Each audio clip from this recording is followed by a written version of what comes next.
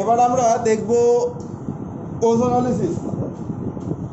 ওজোনোলিসিসের আগে আমরা পড়েছি ক্লাস 11-এ। ধরা যাক কোনো একটি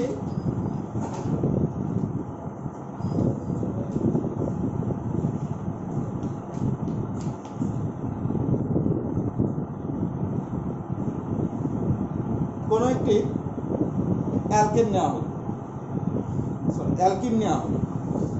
এবার CCl4 দ্রাবক এর মধ্যে দিয়ে O3 গ্যাসের সঙ্গে O3 গ্যাস প্রবাহিত করা হলো। তাহলে ওজোনোলিসিস এ জিনিসটা যেটা হয় সেটা ওজোনাইড তৈরি হয়। ওজোনাইড কিরকম হয়? আর ড্যাশ, এখানে এই যে ডবল বন্ড ও, এটা লিখবে না, আর ড্যাশ। এইবার ও আর এখানে দুটো ও। আচ্ছা, আমি একটু ভালো করে জিনিসটাকে আঁকছি। ধরো আর ড্যাশ এখানটায় দিলে তাহলে একটু দেখতে সুবিধা হবে।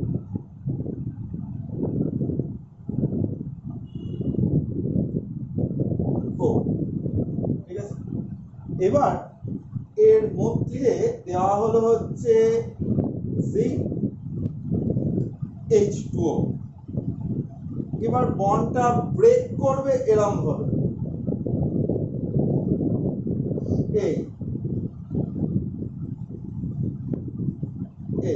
এরকম ভাবে ব্রেক করবে।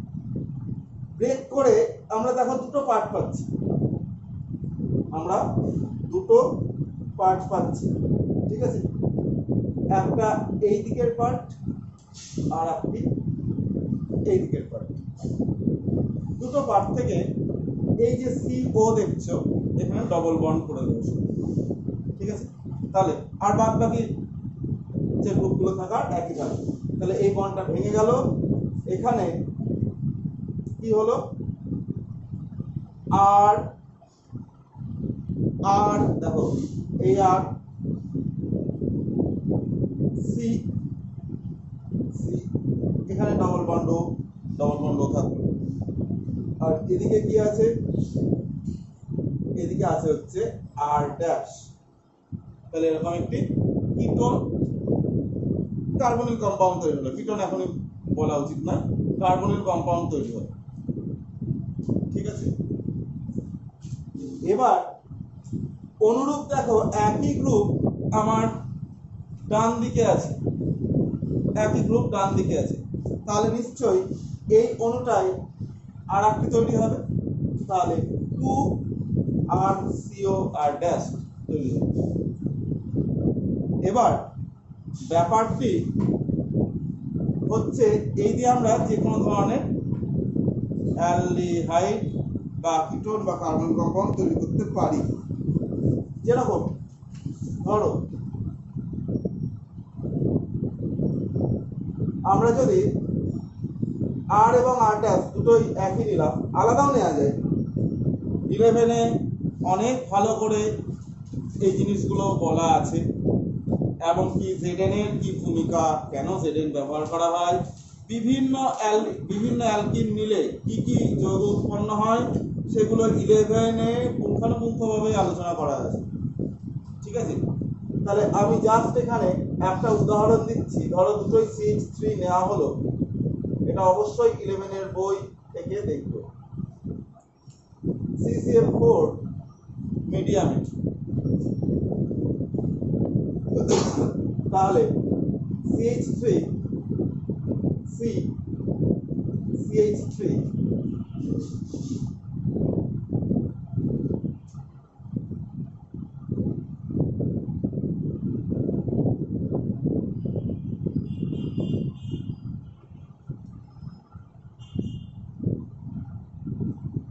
এবার যদি ZnH2O দেওয়া হয় তাহলে সেটা ভেঙে যাবে এবং আমরা পাবো হচ্ছে CH3 CH3 ডবল বন্ড ও CH3। তোমরা যেটা রিঅ্যাকশনের সাথে যদি মিলিয়ে দেখো তাহলে দেখবে একই জিনিস আছে। ঠিক আছে, আবার বলছি 11 এ ওজোনোলাইসিস তোমরা পড়েছো, বা যদি নাও পড়ে থাকো বা মনে যদি নাও থাকে, এখানে যেটা পড়ালাম সেখান থেকেই দেখবে এবং নিজেরা আর এবং আর ড্যাশ নিজেদের ইচ্ছা মতো বসাবে। ঠিক আছে, এখানে কোনো নিয়ম নেই যে আর হাইড্রোজেন হতে পারবে না কি অ্যালকিল গ্রুপ হতে পারবে না, এরকম কোনো ব্যাপার নেই, নিজেদের ইচ্ছা মতো বসাবে। ঠিক আছে, নেক্সট হচ্ছে ওয়াকার পদ্ধতি। নেক্সট ওয়াকার পদ্ধতি।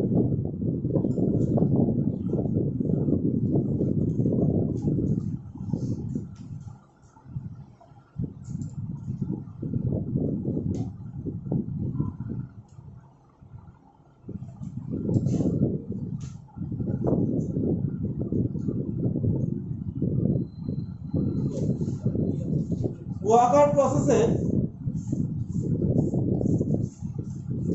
যেটা ধরো ইথিলিন নেওয়া হলো, CH2 ডবল বন্ড CH2 এবং PDCl2 জলীয় দ্রবণ নেওয়া হলো।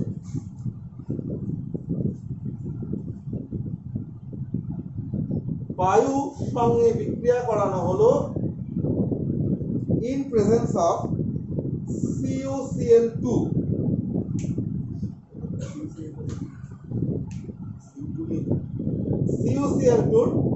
ক্যাটালিস্টের সঙ্গে। ঠিক আছে, যে জিনিসটা এখান থেকে উৎপন্ন হবে সেটা হচ্ছে CH3 CHO, তার সঙ্গে উৎপন্ন হবে twice PD প্লাস 2HCl।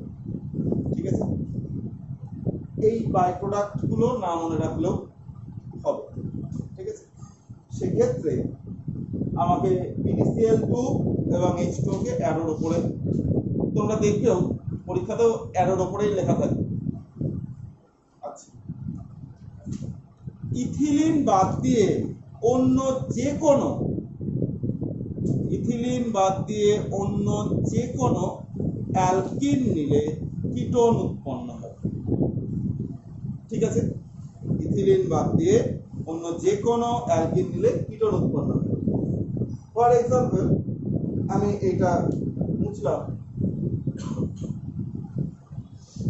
দেখো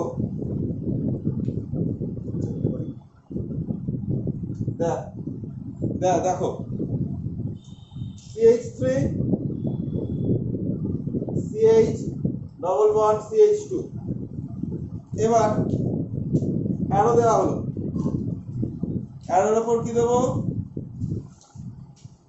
PDCl2 H2O বায়ু CuCl।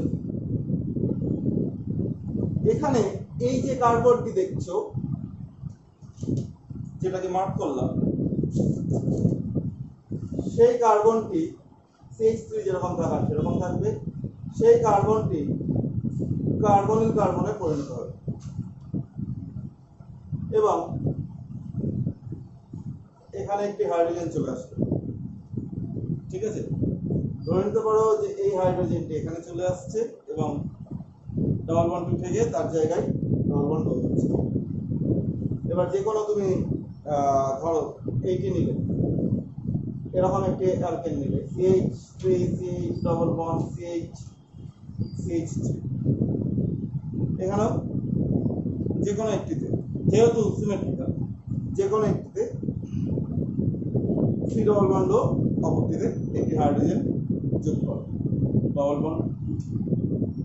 তাহলে কি হবে, একই রিয়েজেন্ট দেওয়া হলো CH3 C, ধরো এটিতে আমি হাইড্রোজেন যোগ করলাম, তাহলে হলো CH2 ডবল বন্ড যেটা ছিল উঠিয়ে দিলাম, C লিখলাম, এই C এর কি বললাম, এই CH এর বদলে কার্বনিল কম্পাউন্ড লিখলাম, অর্থাৎ C ডবল বন্ড এদিকে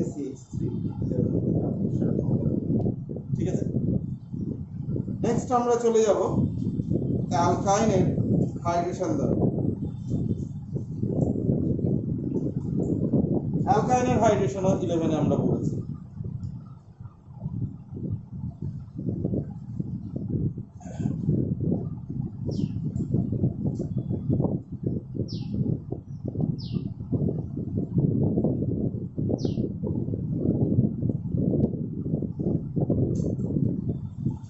অ্যালকাইনের হাইড্রেশন আমরা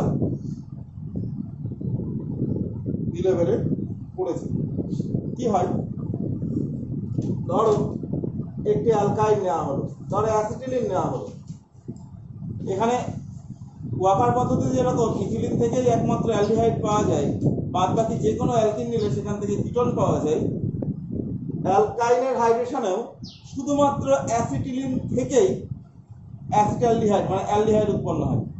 বাদ বাকি যে কোনো অ্যালকাইন যদি আমি নিই সেখান থেকে কিন্তু উৎপন্ন হবে কিটোন। ঠিক আছে, ধরো এটা নেওয়া হলো, এর মধ্যে দেওয়া হয় হচ্ছে 20% H2SO4 সলিউশন, মানে 20% H2SO4 আছে আর 80% জল আছে। ঠিক আছে, 1% HCSO4 60 থেকে 80 ডিগ্রি সেন্টিগ্রেড। বুঝতেই পারছো নামটাই যখন হাইড্রেশন, অর্থাৎ এখানে জল যোজন, বাংলায় বলে অ্যালকাইনের জল যোজন বিক্রিয়া, জল যুক্ত হবে। জল মানে জলকে আমরা HOH হিসাবে যদি দেখি তাহলে একটি কার্বনের সঙ্গে H এবং অপর একটি কার্বনের সাথে OH যুক্ত হবে।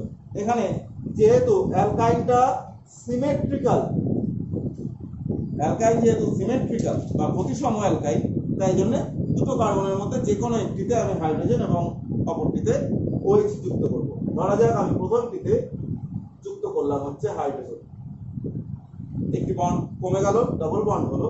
দ্বিতীয়টিতে আমি যোগ করলাম OH। এবার এই যে আমরা এটাকে বলে এনঅল, এন অর্থাৎ ডাবল বন্ড আছে বলে এন আর OH আছে বলে অল, তাহলে এটা এনঅল জাতীয় যৌগ। ঠিক আছে, এটা খুব আনস্টেবল, এটা আনস্টেবল, তাই জন্য এর টটোমারিজম হয়। ক্লাস 11 এর টটোমারিজম, মেসিমার এগুলো পড়েছো, রেজোন্যান্স, টটোমারিজম, বিভিন্ন মেসিমারিজম। তাহলে এই জিনিসটা হয় এবং আমি কি দেখছি, এই হাইড্রোজেনটি এই কার্বনের সঙ্গে যুক্ত হচ্ছে, অর্থাৎ এই জিনিসটা আমি পেলাম H H H bond double bond O H, অর্থাৎ একটি অ্যাসিটালডিহাইড। এবার যদি অ্যাসিটিলিন না নিয়ে অন্য কোনো অ্যালকাইন নেওয়া হয়, ধরো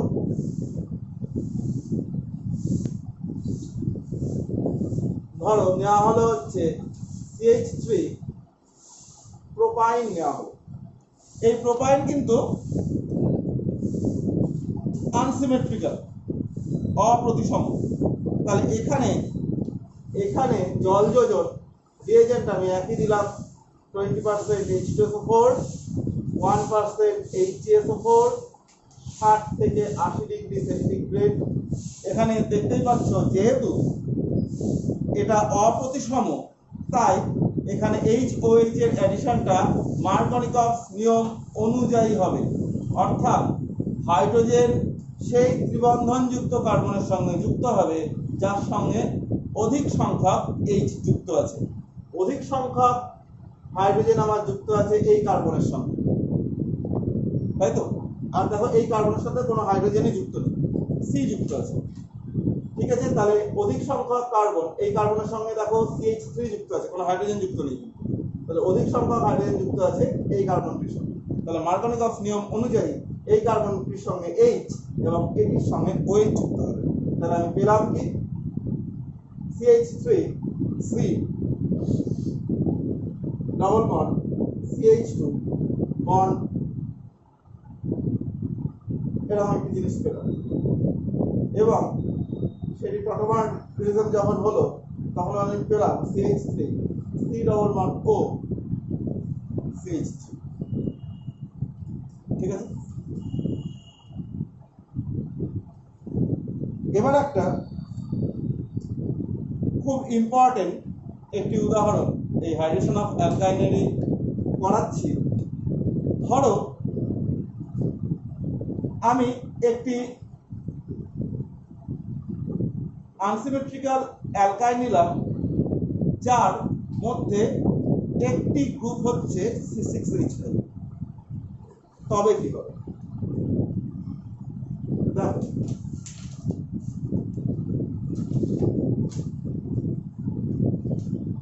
এইখানে কোনোটিতেই হাইড্রোজেন যুক্ত নেই, সুতরাং এদিকে আনসিমেট্রিক্যাল। তাহলে হাইড্রোজেন এবং OH কোথায় যুক্ত হবে? এখানে আমাকে রিঅ্যাকশন মেকানিজমের মধ্যে একটু যদি যাই তাহলে আমি দেখব যে ডবল বন্ডের সঙ্গে প্রথমে যুক্ত হয় হচ্ছে H+, পরে যুক্ত হয় হচ্ছে OH-। তাহলে রিএজেন্ট আমি যেটা দিলাম দেখো 20% H2SO4, এই H2SO4 এর মধ্যে যে H+টি আছে সেটা আগে যুক্ত হবে। ঠিক আছে, তাহলে এটাকে আমি একটু ভেঙে করছি।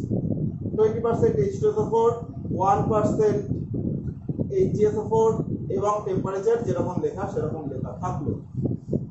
এবার দেখো একটা জিনিস তোমরা বুঝতে পারছো, তাহলে এখানে যুক্ত হবে হচ্ছে H+, সেটা আইদার এটার সঙ্গে যুক্ত হতে পারে বা এই কার্বনের সঙ্গে যুক্ত হতে পারে।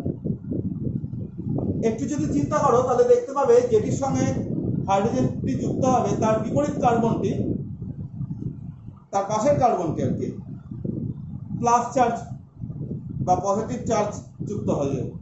অর্থাৎ যদি H+ এই কার্বনের সঙ্গে যুক্ত হয় তাহলে এই কার্বনের উপরে পজিটিভ চার্জ হবে, যদি H+ এই কার্বনের সঙ্গে যুক্ত হয় তাহলে এটার উপর পজিটিভ চার্জ হবে। আমি দুটোই পসিবিলিটি দেখি। তাহলে ধরা যাক দুটোর সঙ্গে যুক্ত হচ্ছে, তাহলে দেখে নিই। তাহলে CH3 প্রথমে ধরো যুক্ত হলো এটির সঙ্গে, অর্থাৎ এটির সঙ্গে C6H5 যুক্ত হয়েছে, তাহলে ন্যাচারালি পজিটিভ চার্জটা এখানে চলে যাবে। দ্বিতীয়বার ঠিক বিপরীত কার্বনটির সঙ্গে যুক্ত হবে, পজিটিভ চার্জ কিন্তু চলে যাবে। এবার এখানে যে কার্বোক্যাটায়নটি উৎপন্ন হলো সেই কার্বোক্যাটায়নটির এখানে C6H5 কে যদি আমি লিখি তাহলে এরকম ভাবে লিখতে পারবো। ঠিক আছে,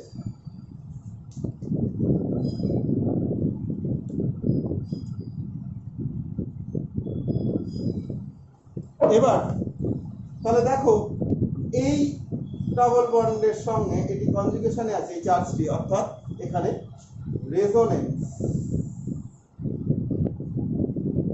হবে এবং রেজোনেন্স স্টেবিলিটি এই কার্বোক্যাটায়নটি পাবে।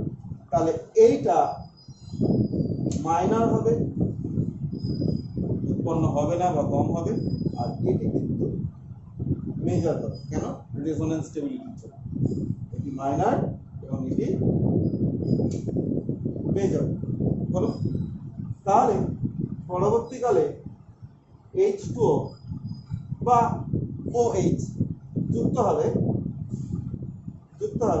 এই কার্বনটির সঙ্গে। তাহলে আমি যেটা পাবো সেটা হচ্ছে CH3 CH double bond H এটার সঙ্গে যুক্ত হবে, OH টা যেখানে C6H5 আছে তার পরের কার্বনটির সঙ্গে যুক্ত হবে। ঠিক আছে, এবং আমি পাবো হচ্ছে CH3 CH2 C double bond O C6H5। ঠিক আছে, এইটি উৎপন্ন হবে না। তাই জন্য আমরা CH3 C double bond O CH2 C6 five এটি পাবো না, পাবো হচ্ছে এইট। ঠিক আছে।